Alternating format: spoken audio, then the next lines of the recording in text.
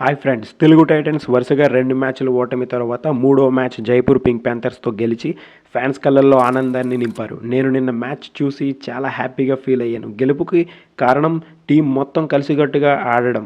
ముఖ్యంగా విజయ్ మాలిక్, భరత్ హూడా, చేతన్ సాహులు వరుసగా పాయింట్స్ చేస్తూ మ్యాచ్ని అయితే గెలిపించారు.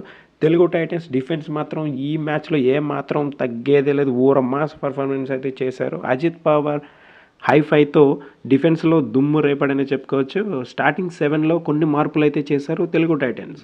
ముఖ్యంగా ఆశిష్ నేర్వాల్ ప్లేస్లో చేతన్ సాహును తీసుకువచ్చారు.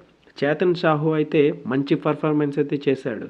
అండ్ చివరి నిమిషంలో విజయ్ మాలిక్ చేసిన సూపర్ రైడ్ అయితే ఉంది. అది ముఖ్యంగా మన తెలుగు టైటన్స్ గెలవడానికి ముఖ్య కారణం అనే చెప్పుకోవచ్చు. అండ్ ఫైనల్గా స్కోర్ వచ్చేసి Jaipur pink panthers 32, Telugu titans 37తో తెలుగు టైటన్స్ మొదటి విజయాన్ని అయితే సాధించింది. మ్యాచ్ విజయంతో తెలుగు టైటన్స్ కోచ్ కృషన్ హూడా గారు అయితే చాలా హ్యాపీగా అయితే ఉన్నారు. ఆయన ఏం చెప్పారంటే, రాబోయే రోజుల్లో తెలుగు టైటన్స్ని మంచి విజయాల వైపు తీసుకువెళ్తాం. గతంలో 2 మ్యాచ్లు అయితే ఓడిపోవడం జరిగింది.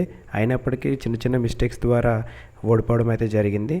ఇంకా ముందుగా డిఫెన్స్ని అయితే బలపరుచుకుని రాబోయే మ్యాచ్ల్లో విజయాన్ని సాధిస్తామని కృషన్ హూడా గారు అయితే చెప్పడం జరిగింది. నెక్స్ట్ మ్యాచ్ వచ్చేసి సెప్టెంబర్ 7వ తారీఖున బెంగాల్ వారియర్స్తో తెలుగు టైటన్స్ తలపడబోతుంది.